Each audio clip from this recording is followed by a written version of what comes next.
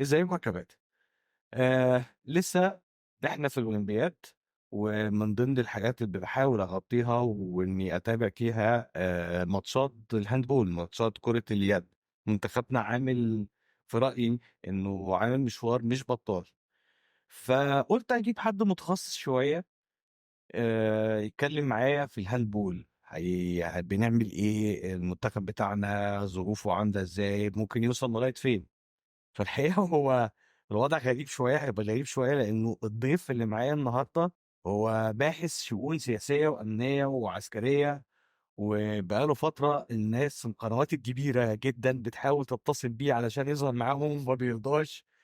فحاولت كده أكلمه بيأس، قلت له يا فلان، أنا عايز أكلمك بس بعد إذنك، يعني ما تيجي تحضر معايا نتناقش في موضوع الهاندبول. ففجأة قال لي تمام أنا جاي، وجه. يعني هو قاعد أهو. يعني بس بقى الغريب بقى يا أستاذ هادي والأستاذ هادي الأعفر طبعا الباحث في الشؤون السياسية والعسكرية والأمنية. كان لاعب هاندبول عظيم. على أي حال هو جه، وأنا عندي سؤالين قبل ما ندخل في موضوع الحلقة. أولا أنت جيت ليه؟ معلش أنا عايز أفهم. اتنين، أقول لمريم في المونتاج تكتب إيه على الشاشة؟ أستاذ هاني الأعصر ولا كابتن هاني الأعصر ولا إيه؟ أعمل إيه؟ دكان كورة to the show. فجيت لي اهي. ازيك يا محمد. اهلا يا هاني. جيت ليه؟ هقول لك لانه الهاندبول لما بتلعبها وبترتبط بيها بتدخل حاجه كده زي الكوميونتي. عارف في رابطه كده ما بين كل لعيبه الهاندبول مهما رحت جيت اشتغلت في اي مجال. يظل الهاندبول هو رابطك. فما بتقدرش تقول لا نقطه ضعف. يعني باختلاف رياضات تانية، يعني مش كل الرياضات عندها نفس الفكرة، لدرجة ان واحد ممكن يشك ان في اخوية عالمية ماسونيين بقى. بالظبط للعيبة الهاندبول يعني. ومهما في بلغت امثله. طبعا انت عندك رئيس الوزراء دكتور مصطفى مدبولي كان لعيب هاندبول في الزمالك. ارفين لانس وزير خارجية النمسا اللي هو كان رئيس الاتحاد الدولي قبل حسن مصطفى.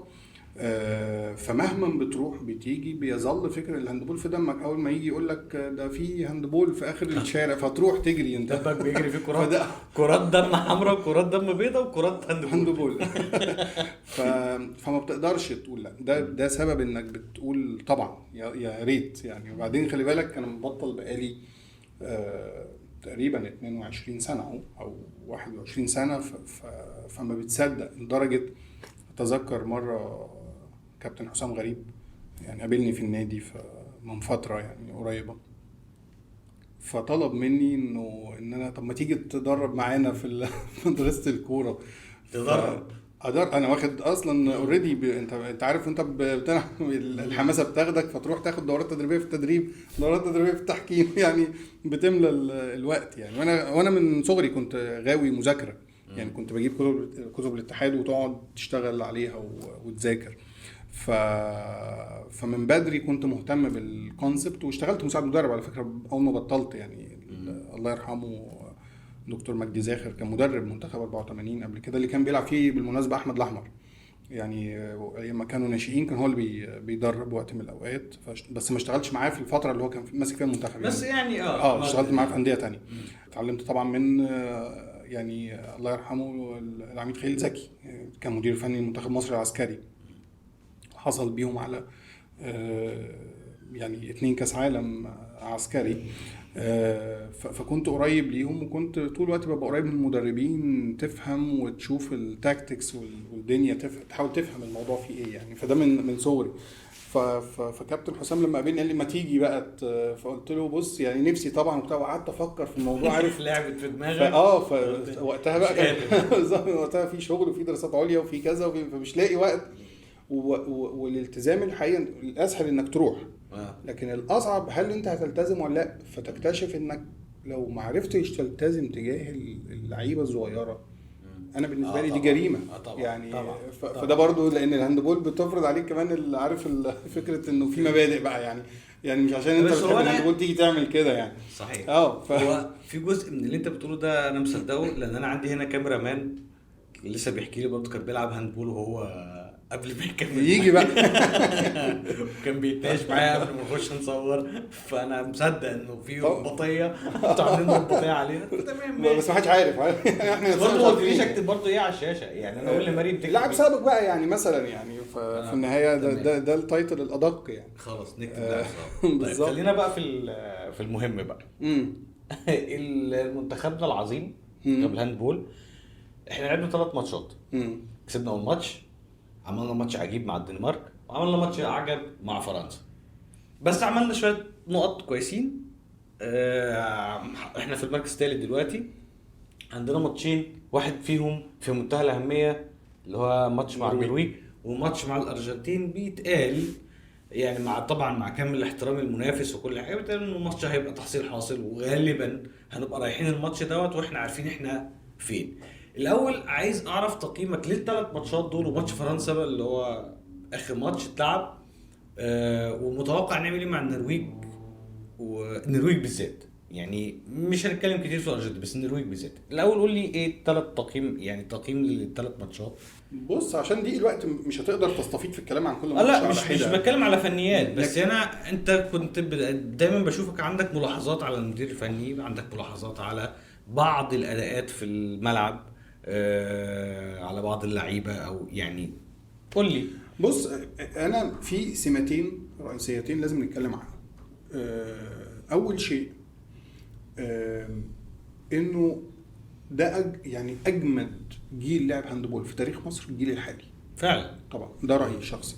تمام، يعني اكيد انحاز لي جيلي مثلا او آه. الاجيال اللي احنا اتعلمنا منها او لعبنا هاندبول عشانها مثلا. تمام. لكن الجيل الحالي هو الافضل. تمام.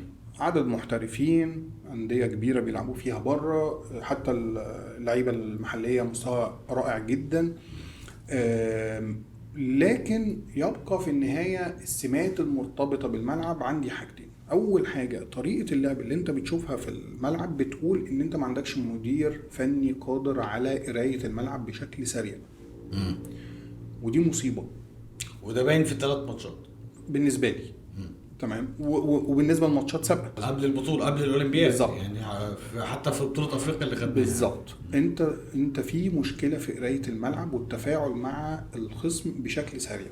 الهاندبول اسرع لعبه جماعيه في العالم، وبالتالي التعامل مع المتغيرات اللي قدامك اللي الخصم، طبعا كلمه المتغيرات دي ملهاش علاقه بالهاندبول. الباحث طلع بص مره واحده ورجع. لكن خليني اقول لك انه سمة البطء في قراية الملعب واضحة جدا. دي الحاجة التانية ودي خطيرة جدا، انه على سبيل المثال ماتش فرنسا الاخير اللي هو الثالث ماتش في المجموعة بالظبط، انا ما شفتش جملة اقوم اسقف لها. خلي بالك انا ما لعبتش منتخب مصر، بمعنى ان انا مش من افضل الناس في جيلي. تمام. فلما انت تبقى مش من افضل الناس وما احترفتش في الخارج، رغم ان كان جه مره يعني حدنا، بس الموضوع عندنا وزمان اكتر ما كانش بالسهوله بتاعت دلوقتي. لكن لما ما تنبهرش بالمدير الفني المنتخب مصر اللي المعلق كان بيقول لك المفروض منتخب مصر يقدم طلب للاتحاد الدولي يلعب في بطوله اوروبا مش افريقيا، فدي مشكله. هو الراجل او المدير الفني لاي منتخب في اي لعبه، الفترات اللي بيقعد فيها مع لاعبته في البطوله او قبل اي بطوله، سواء كانت بطوله مجمعه، اولمبياد، بطوله افريقيا، كاس عالم، هل ده وقت كافي انه يمرن لاعبته؟ جدا جدا. اصلي جمل يعني الهاندبول انا بشوف ده صعب حتى في لا جمل الهاندبول يعني اغلبها معروف اصلا. يعني احنا على الجروبات بتاعه لا مش استنباط، بيبقى فيها ابداع طبعا. بس انت لما بتيجي تقول للعيب انه انا عايزك تنزل على الدايره وتحجز لرقم 2 علشان هيدخل يعمل كذا لو في حد قبله، فهتدي الرقم 1 او كذا او بتاع، ده كلام سهل مش صعب. اللعيب فاهمه، يعني اللعيب بيجيد المفروض انه يعمل دوت. بما انك بتقول انه ده احسن جيل بالزبط. فهو جيل فاهم وواعي ودارس بالظبط. وخلي بالك احنا يعني انا على اكتر من جروب على فيسبوك او انستجرام بتوع هاندبول بالظبط. فانت طول الوقت بتشوف خطط مدربين بيحطوها على الانترنت الخطة بتتحرك، الكورة بتتحرك ازاي من رقم كذا لرقم كذا، من الباك بيعمل ايه، بيقطع الوينج بيقطع ازاي، كلام من ده كتير جدا. فده يعني اقصد اقول مش صعب. لو هو مش صعب عليا في التفكير كواحد بطل هاندبول من 21 سنة، يعني في لعيبة في المنتخب بتلعب انا بطلت قبل ما يتولدوا، تمام، فاكيد هو سهل على مدير فني بالحجم ده. ده رقم واحد. رقم اتنين، انه الجيل الحالي فيه مشكلة رهيبة، ودي مشكلة مدير فني مش مشكلة اللعيبة. انه في توجيهات معينة مهما انت كنت لعيب كبير لازم تسمعها من المدير الفني. يعني على سبيل المثال، ازاي تتعامل مع الفاست بريك بتاع الخصم، ازاي تتعامل مع الفاست بريك بتاعك. انت عندك في لعيب كبير جدا وممكن يغلط غلطة تافهة جدا تكلفك جول، تمام، انت النهارده دخل فيك التعادل في اخر ثانية، تمام، انت مش عارف تقول للعيبه في وقت مستقطع قبلها ب10 ثواني ازاي يضيعوا ال10 ثواني، ازاي يطلعوا يقابلوا لعيبه فرنسا بشكل يضمن انك تعطل اللعبه 10 ثواني، انت مش قادر تعمل ده. يعني ده شيء يقول لك انه لا في مشكله. بس في النهايه برضو انت بتلعب فرنسا في نكبه بالمناسبه، ما دي مصيبه سودة كمان. انت كنت خطر على فرنسا سنه 2001 ايام كان زوران هو اللي بيدرب منتخب مصر، وكنت بتلعبهم قبل نهائي وكنت خطر شديد جدا عليهم، وكنت لولا التحكيم في النهائي عشان على ارضهم وانا ظني انه وقتها كمان كان في توجه انه لا يمكن دولة عربية تصعد للمنطقة دي وتاخد بطولة او كذا او كلام من ده. التحكيم كان واضح، ولما تقابل ناس من اللي لعبت في الجيل ده واعتقد اون تي في كانت عملت اون سبورت كانت عملت فيلم عن البطوله، مشاركه مصر في بطوله 2001 اعتقد، واتكلموا اغلب اللعيبه عن التحكيم. اخر 20 دقيقه انت بتلعب ناقص، اللعيب ينزل يطرد واحد واحيانا يطرد اتنين، فانت طول الوقت بتلعب ناقص قدام فرنسا، انت كسبان الشوط الاول زي النهارده. الفرق انه لا، كان في فرنسا كانت قويه جدا، كان جاكسون ريتشاردسون صانع لعبه وقتها ومن اساطير اللعبه في العالم، ومنتخب مصر كان قوي جدا وفي تكتيك وفي شغل. تقريبا دي من البطولات اللي وعت الناس شويه انه في حاجه اسمها هاندبول. طبعا انت خدت رابع عالم وقتها، لكن اللي اقصد اقوله انه في النهايه في بصمات المدير الفني بتبان في توجيهات، بتبان في جمل تكتيكيه، بتبان في طريقه دفاع، التفاعل مع طرق الهجوم المتغيره للخصم. انا رايي انه ما حصلش، ربما الشوط الثاني في ماتش الدنمارك، لكن انه يعني ماتش فرنسا للاسف انت ضيعته بسهوله جدا. فرقه بتعاني من وكسه غريبه جدا بالنسبه لي، انا ما كنتش متوقع قبل البطوله ان فرنسا هتبقى بالمستوى ده، جاي بطل يعني بالظبط، وخاصه ان هي على ارضها كمان والفريق فيه لعيبه كبيره كمان، يعني حتى عندنا لعيبه بتلعب في الدوري الفرنسي بالظبط. فانت النهارده بتيجي تلاقي فرنسا بالمستوى ده انت مش عارف تكسبها. انت كسبان اغلب الماتش ما عدا اول كام دقيقه بس، وده برضو لاسباب المدير الفني مسؤول عن جزء منها، هقول ليه. وتيجي تفضل راكب الماتش طول الوقت وتيجي في اخر ثانيه تخسر. دي مشكله. الامر الاخر انه ان انت النهارده حتى الاهداف اللي انت دخلتها والتدارك، انت في الاول كنت بتخسر من فرنسا وبترجع بتخسر وبترجع، للاسف انت بترجع بحلول فرديه. يحيى خالد النهارده مسجل من ال26 هدف 8 اهداف فيها حاجات بيعمل دبل تيك اوف وبيشوط وبيجيب جول. ده معناه ايه؟ انت خلاص بتخلص، هو حل، لكن ده حل. انا رايي انه انا لو مدير فني انا ازعل ان انا يبقى عندي ان ده الحل، ان انا مضطر ان هو عندي لعيب مميز بطول معين، قوه دراع معينه، هو ده اللي بيخلص لي. لا، امال انا فين الشغل بتاعي، التاكتكس بتاعتي فين؟ دي بالنسبه لي مشكله. انا يمكن كتبت مره على الفيسبوك من فتره في افريقيا وقبل كده كنت بكتب انتقادات ليها علاقه بطريقه اللعب عامله ازاي، الاخطاء اللي بيقع فيها عامله ازاي. للاسف انت بتبقى قاعد مش مبسوط من الاداء، يعني بغض النظر انت هتصعد ولا لا، انت هتصعد انت في 4 هيصعدوا، تمام، في فرقه كل الناس هتعدي عليها اللي هي الارجنتين، تمام، النرويج فرقه عامله مفاجاه. هتعمل ايه مع النرويج؟ متوقع لو باداء النهارده لا هتتغلب زي الدنمارك طبعا. يعني احنا كنا بنراهن في بدايه مره، كنا بنتكلم انا وانت لما قلت لي يسجل وكده. احنا كنت بقول لك الماتشات الصعبه هي الدنمارك وفرنسا بالاساس. طيب اذا انت كنت النهارده فرنسا وبالسهوله دي وما عرفتش تكسبها، النرويج كسبت فرنسا بفرق.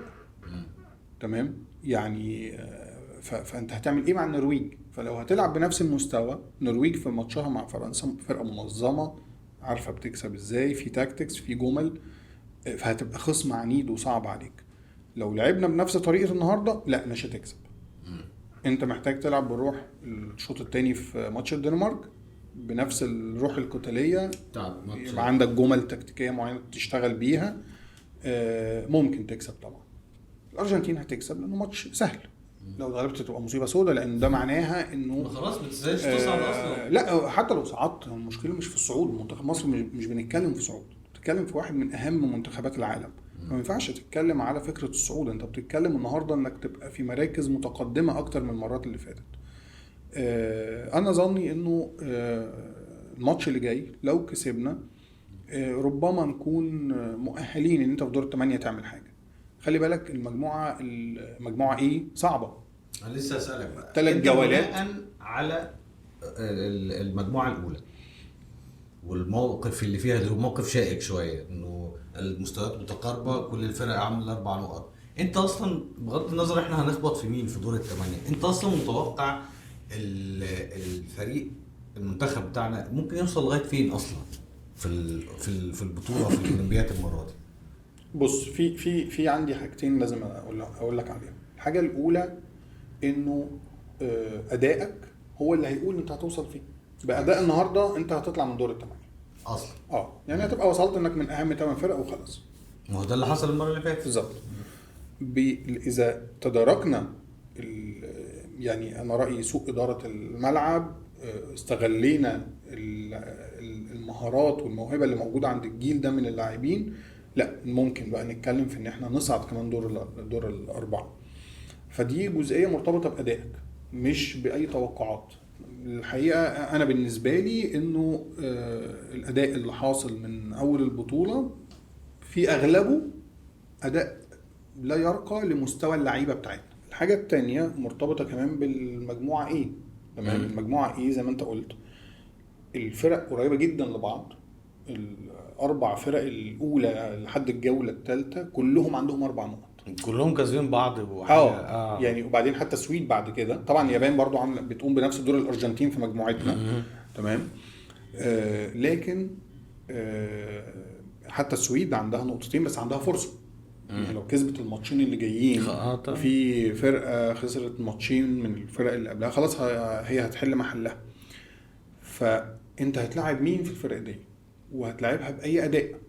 يعني لو انت لعبت هم اصلا اداءاتهم متذبذبه، فانت مش عارف هو لما يجي يلعبك هيبقى عامل ازاي. طبعا في فرق كبيره يعني ما ينفعش. انت اكيد لو هتقابل اسبانيا يعني مثلا اسبانيا والمانيا دي فرق. المانيا اول المجموعه بالاهداف، لكن في بس خسرانه ماتش وخسرانه ماتش بالظبط. واسبانيا خسرانه ماتش، كلهم خسرين ماتش وكسبين ماتشين. الفكره هنا انه انت عندك المانيا واسبانيا دي فرق تقيله وبعدين يعني كمان لها تاريخ. وانت كمان بيبقى احيانا عامله زي ماتشات الاهلي مع الفرق الصغيره اللي هو انا عارف ان الماتش ده انا رايح اتغلب وارجع، او لو كسبت تبقى مش دايما مش ده لو كمان الاداء في المجموعات غير الاداء في الادوار الاقصائيه. ده اكيد مش هنهرج ويبقى في النهايه انه الروح بتاعتك، اداء اللعيبه، المدير الفني قرايته طبعا ده اللي هيحدد انت هتوصل لحد فين. مش طب لو تخطينا دور الثمانية. انا بص يعني انا برضو عايز اقول لك برضو في عامل الحظ هنا بيلعب دور. فكره انك هتلاعب مين في دور الاربعه ساعتها. تمام. يعني بالاداء بتاع النهارده انا متوقعش ان احنا نوصل دور الاربعه للاسف، رغم ان انا بقول لك ان الجيل ده عنده فرصه ذهبيه. ده كاس العالم اللي كان في مصر اللي الدنمارك كسبتك فيه برميات الترجيح. انت كان عندك فرصه. تخيل انت الدنمارك خدت البطوله في النهائي باداء باقل من المجهود اللي لعبته معاك في دور الثمانيه وقتها. وبالتالي انت كان عندك فرصه انك ممكن تاخد البطوله اصلا. يعني الرجاله محتاجه تسخن شويه والمدير الفني صح. يعني بص انا عايز اقول لك على حاجه. في زي ما بقول لك في غلطات محتاج هو دي بتاعته، لازم هو اللي يوجه اللعيبه. النهارده في ماتش فرنسا بيحصل انه حارس المرمى محمد علي بيصد كوره بتروح للاعب فرنسا من الوينج بيدخل يحطها. طب لاعب الوينج المدافع بتاعي رقم 1 فين؟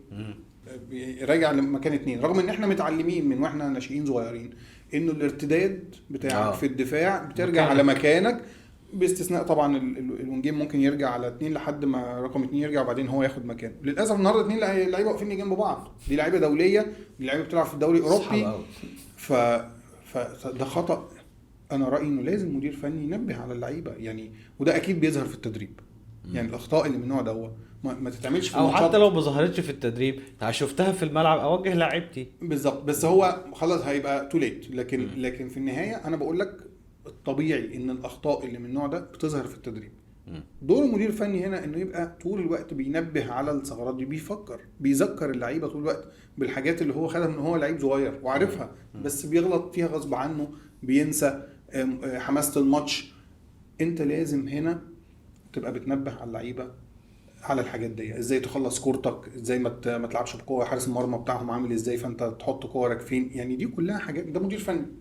للاسف انه يعني ماتش فرنسا انت ضيعته للاسف. اتمنى النرويج نتدارك الامر ان شاء الله. طيب ونكسب الارجنتين. واتمنى الاهم من ده كله انه ترتيبنا في المجموعه هيفرق بالظبط. لا الاهم كمان انك في دور الثمانيه تلعب بالروح اللي تصعدك يعني، بروح الشوط الثاني بتاع الدنمارك. بالظبط. طيب يعني اتمنى ان احنا ناخد ميداليه المره دي يعني ان شاء الله لان نستاهل والله. يعني انا شايف زي ما انت قلت كده جيل كويس، جيل احسن من احسن الاجيال اللي ظهرت في تاريخ الهاندبول في مصر ويستحقوا بالظبط. فشكرا يا هاني انك جيتني والله، نورت الديكور العظيم. مش هنبطل طول ما في هاندبول مش هنبطل ان شاء الله. وانا لا ما احنا محتاجينك عشان في موضوع تاني هنتكلم فيه، بس يلا. يعني احنا هنا خلاص علشان مريم بتزعق. يعني بقول لك شكرا، نورتني، كتر خيرك.